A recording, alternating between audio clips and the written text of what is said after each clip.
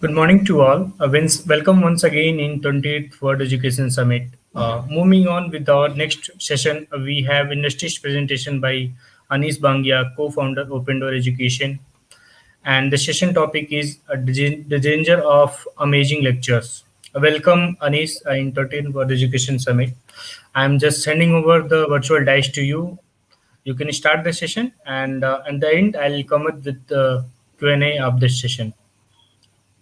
Okay. Thank you, Krishna. Thank you for a very warm welcome and congratulations for a very spectacular World Education Summit. So Thank you. I will just share my screen and I'll get started. Sure. I hope my screen is visible. Yeah, perfect. Okay. So this presentation has a very interesting title. The title is "The Dangers of Amazing Lectures."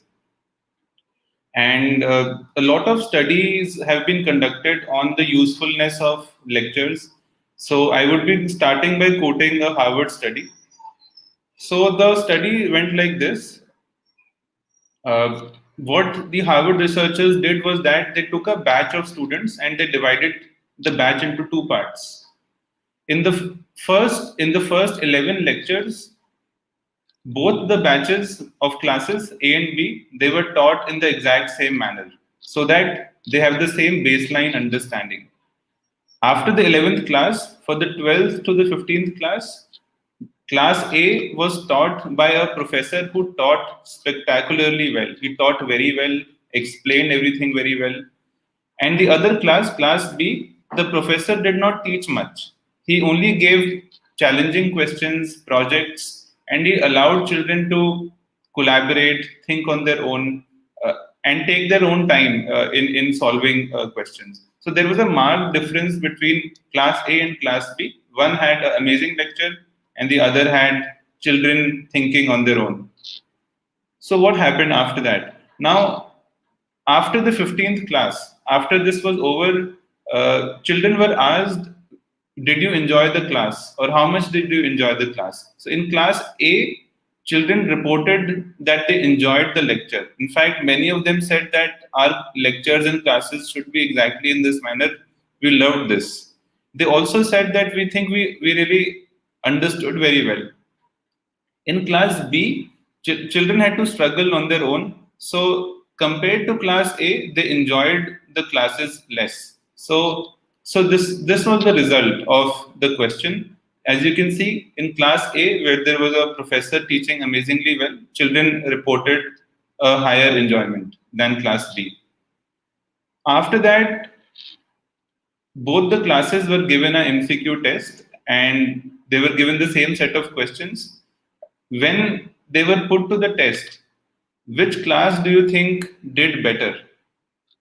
I'm just taking a pause for you to absorb this. So initially, class A said they enjoyed more than class B, but when put to the test, it was found that class B did very well and class A comparatively did less well. So this was very surprising because children had enjoyed the classes, they wanted their sessions to be like this, but it turned out that class B, who had not even enjoyed very well, they were the ones who had performed well in that test. So so what it tells us is that what it told the researchers is that just because the children enjoyed the lecture, it did not mean that they were actually learning very well. So children may be really smiling or nodding their heads, or they may even be reporting that they enjoyed the classes, but their learning was not in the same manner. So what can we learn from this? I think the first lesson is that children do not have an accurate perception of good teaching. A lot of times, teachers ask children, "Did you understand? Or did you enjoy the class? Did you like the class?" A lot of times, children themselves come to the teachers and say that you are my favorite teacher. I really liked your teaching, but that has no direct correlation with their actual learning. So children do not have an accurate perception of good teaching. Now, the second part is that it clearly showed us that in class B, where children had put effort, children had struggled to think on their own. Children had performed much better than in the class where, in class A, where learning was just a theater, it was a drama where the teacher was demonstrating and teaching very well. So it shows us that learning needs some struggle, some effort.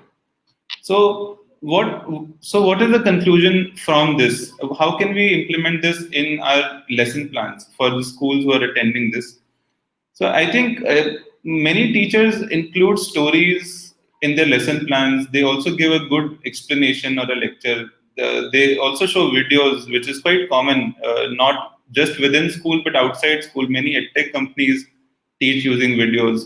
Teachers do demonstrations of experiments and activities as well. Now, these, not just through the Harvard research, but through many researchers, it has found that these stories, lectures, videos, demos, they may be effective, but they're not very effective. So it can become more effective if we add some effort inside these teaching ideas. So can we add some effort from the student side when we tell them an interesting story? When we give them a good lecture, can we put some effort somewhere? Even when we are showing videos, can we pause the video at some point? And can we have a manner in which children put some effort on their own, even during demonstrations? So if we do this, then research supports that children learn much better, they participate actively, their brain works, and they're fully involved. So, so the question really is that how can we make children put effort? So, is there a easy way to do this, or is there a simple way to make children put effort?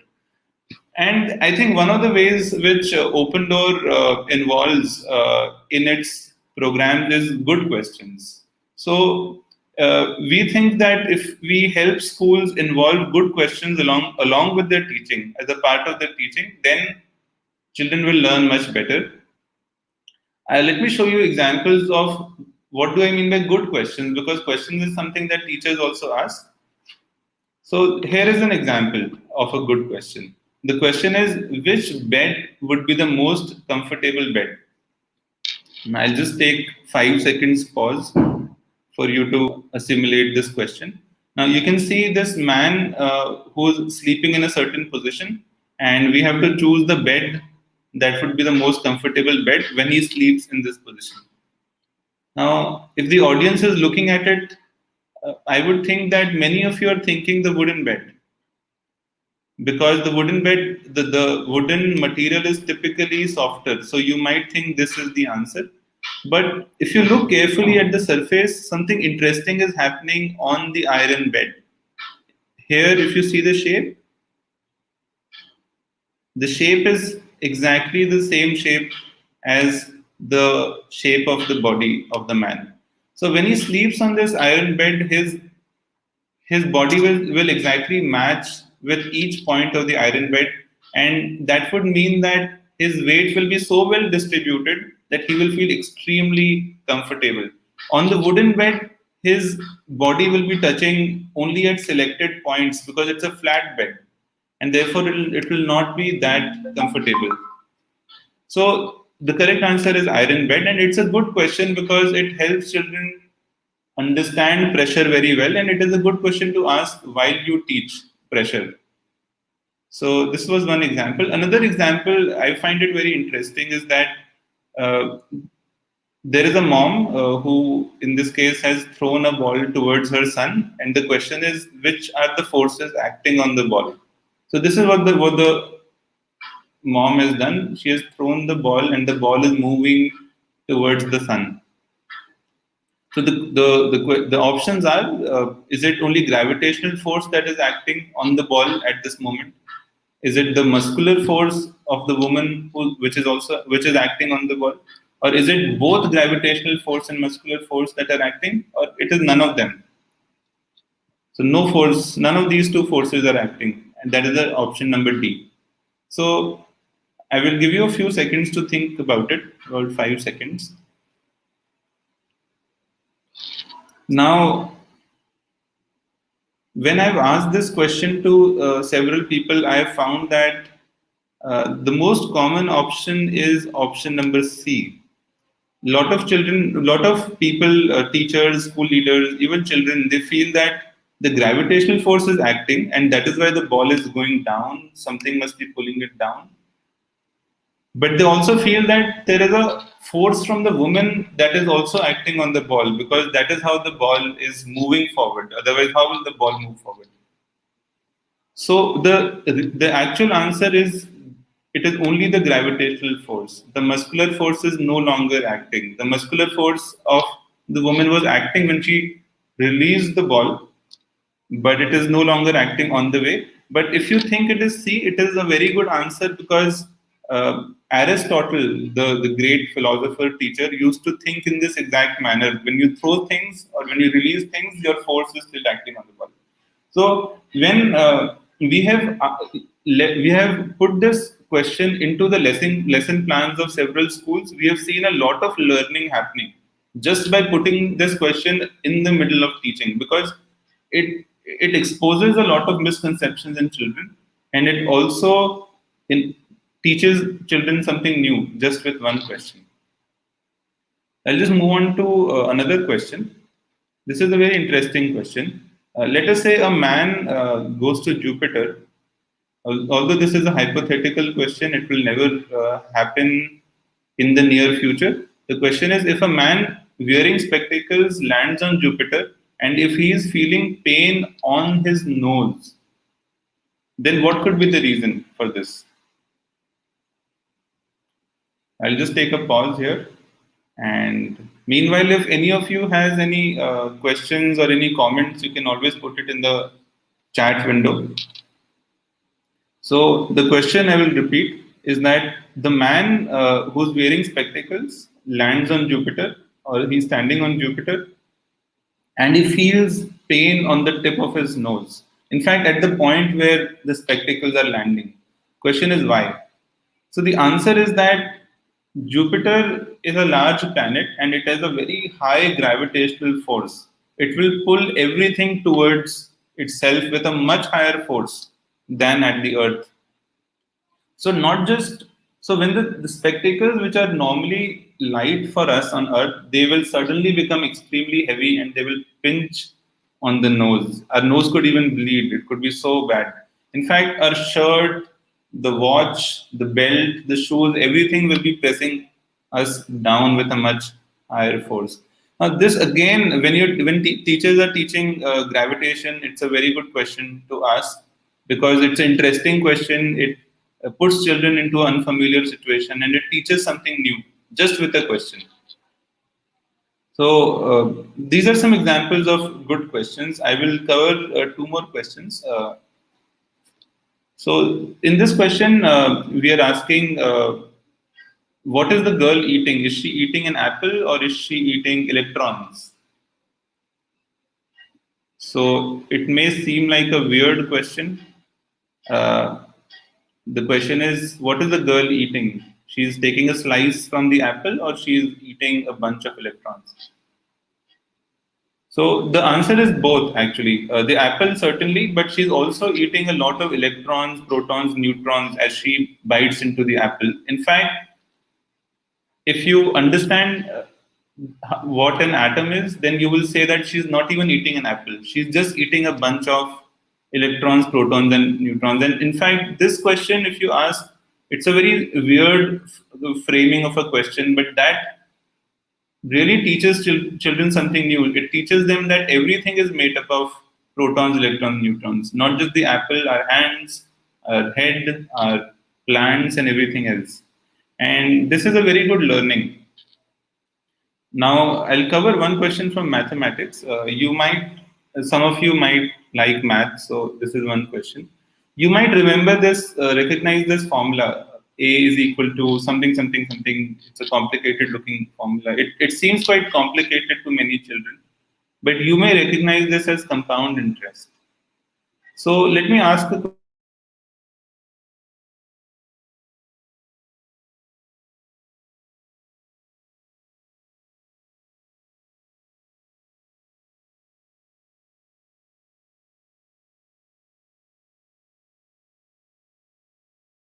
interest?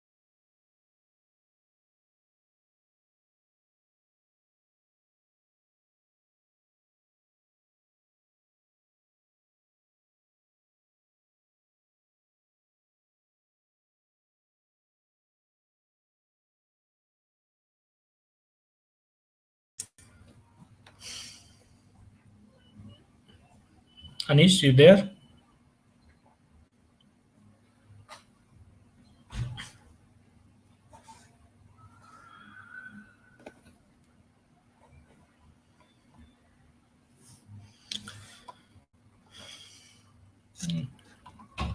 Thought we just lost the connection. Just wait for Anish to join us again, and we can start that presentation slots.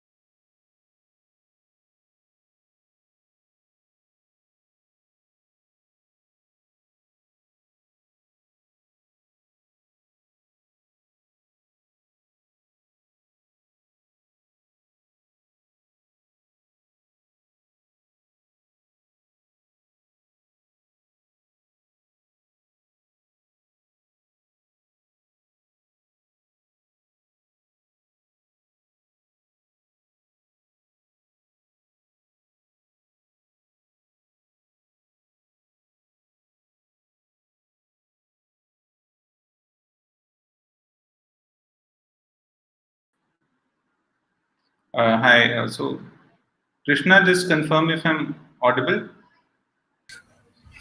There was a power cut at my end, so I'm back. That's the That's disadvantage the of disadvantage of. digital things, that due to power cut internet, we are just disconnected now. Yeah, you can So, start the session, Anish. yes, I'll just resume, and I will also answer this question, which is about what is thinking classroom program, and I Yeah, think that was the next part of my presentation. I yeah, hope the audience is still intact with the question that I was just asking. yeah, yeah, they are there. Okay, great. So I'll resume. I was just showing a very deadly formula, very scary formula of compound interest, and I was trying to see if a good question can be framed on this.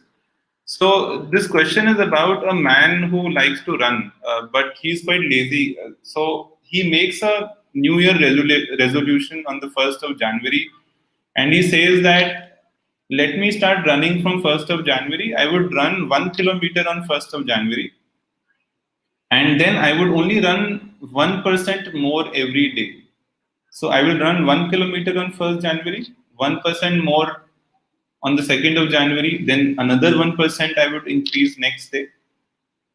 So this is my New Year resolution for this man. So the question to all of you to think about is how much do you think this man would be able to run on the 31st of December if he keeps increasing his distance by only 1% every day? And just take 2 3 seconds pause for you to absorb this. There are four options. Is it 1.6 kilometers, around 4 kilometers, 15 or 37? The correct answer here is 37 kilometers. In fact, 37.8 kilometers. So that is the power of compounding. If you keep adding 1% on the previous amount and you do it many times, then that amount really becomes a huge amount. So it's a compound interest is not just a deadly formula, but it also really, if you understand it, it will impact your life. In fact, Warren Buffett, one of the richest men in the world, this is a quote from his side. He attributes his richness, his wealth to his lucky genes, but also to compound interest. Because he started investing very early and he became very rich after many years. Albert Einstein was amazed by compound interest. In fact, he said compound interest is the eighth wonder of the world. Whoever understands it earns it, but who does not pays for it. So, these are some very interesting questions that should be designed, and Opendoor designs these questions to make it a part of the curriculum. Uh, and these are the two things that we look at when designing a question. It should make children think. It should not be a question that is already in the textbook or already in the internet. So Opendoor's questions are questions that nobody has seen before. The second point is that the question itself should teach children something new, or even it should teach teachers something new while they attempt to answer the question. If some of you receive our newsletters or our questions regularly every week, you would know what I mean about this. Now, there are two programs that we offer to schools. One is mastery assessments and the other is thinking classroom. I will just take 4 minutes on both. And there was a query on thinking classroom, so that will be covered. Now, this is what mastery assessments broadly is. It is a system of chapter-wise formative assessments. Normally, assessments give you reports. They give you a very fine analysis. At Opendoor, we think we should go beyond analysis, beyond data, and we should really focus on improving children. So in all our partner schools, we work really hard so that improvement happens in learning, and the data is secondary. It only enables an improvement. The third is that mastery assessments is a very big impact. It brings a very big impact on teachers who have been teaching the same concept for 20 years. And suddenly with Opendoor's questions in these assessments, they tell us that we never thought about the same concept that we were teaching for so many years in this manner. It's a lot of parents call us and they give the schools a very good feedback, because the whole environment of discussion in the home itself has changed, because each question is taken by the child at home, and many children and parents discuss this. This is offered for grade 3 to 10 science and math. There's a very so I will just show you the testimonial of a very it's a very good school in Kolkata, Lakshmipad Singhania Academy. Opendoor has been working with Lakshmipad Singhania Academy for the last 4 years. This school produces CBSE, very good results in CBSE, and yet they chose Opendoor. So this is in the words of the director and some parents of LSA Kolkata. I'll just play the video. Once you showed me the question, you sent me the question, then I understood the quality of question, and then I decided that yes, I will bring it into my system.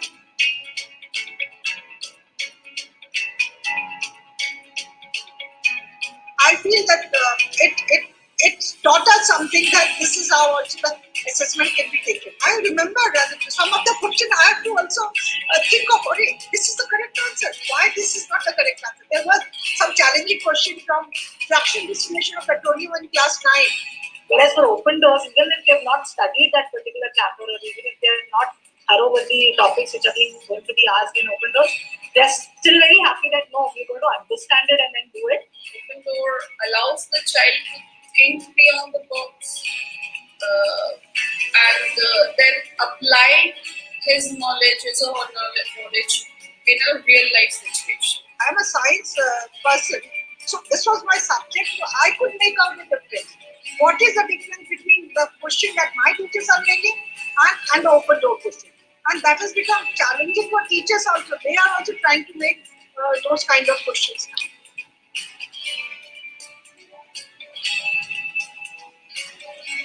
Some of the parents used to say that we used to sit with our children after this Opendoor assessment and make them understand why this option cannot be right, why this option is right.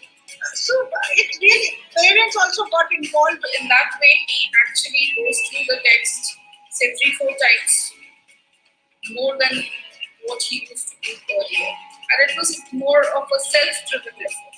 Okay? That is what I love. Once they get the result of their Opendoor, each and every question is very nicely explained for the answers which have been given by the student. And very nicely, with a very good reasoning of the answer is also given along with the in that report. He could understand, I mean, he could make out where he has gone wrong, the silly mistakes that he had committed, and he was looking forward for 100 in a pre-learning. So it was very wise on the school's part to introduce something like an open door, wherein the children gets to learn how to apply their knowledge of science or maths. So I will say that your questions are class apart. Once you I mean, this is very this testimonial gives us goosebumps because this is something that we really strive for. Now, I will just come to the second program. I will consume my next 4 minutes in that. By the way, there is a form that the moderator would have circulated to the school leaders in the chat. So if any school is interested to schedule a meeting with Opendoor, understand about its assessment program or thinking classroom, please fill the form and we could schedule a meeting. I'll just come to what thinking classroom is. It is a workbook with interesting questions. Now, this is a program that can be easily added to the book list for schools who may be facing dire financial constraints at the moment, because this is just a set of workbooks mapped to the CBSE curriculum. It helps in teachers speaking less, which is that teachers give less amazing lectures now and they stop themselves and students think more. It has really increased thinking time in classrooms. It's offered for the middle school, 6 to 8 for math and science. I'll just close this with a video from a school in Bangalore called Gear International School. The school teachers, directors, students will be speaking for about 2.5 minutes. So let's watch. From a textbook, we can have the answers right in the text only. So like, if we look at the textbook questions, we can easily answer them. But in the thinking class book, the questions are given upside down. So that means it takes us a few minutes, like really understand it.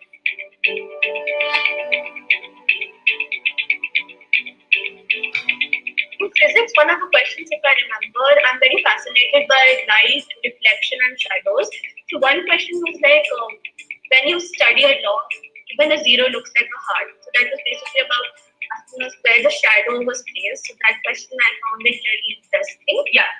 So along with these questions, the book also has some questions which not only have these elements of thinking and excitement, but it also has elements of surprise.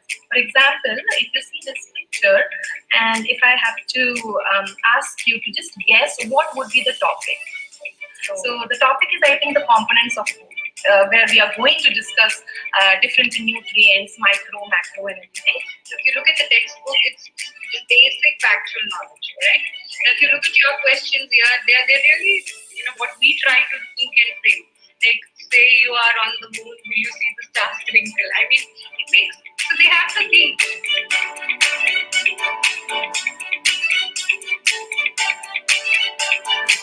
Questions in the class. I mean, there was pin drop silence in the class because everybody was thinking. Ensure that we can use the content to understand how good or how effective our teaching has. I'll just take a pause here. I'll come to a close, and I would say that Opendoor works really hard to help your school becoming a thinking school. And we are a group of educationists, not business people really. And so we would really love to be thinking partner for the schools involved here. And I'll close my session here. Thank you. And if there are any questions, I'll take that. So some question are there regarding the thinking classroom program. I think you already answered. Sure. If you want, I can just put this slide again so that it gives. Yes. Please.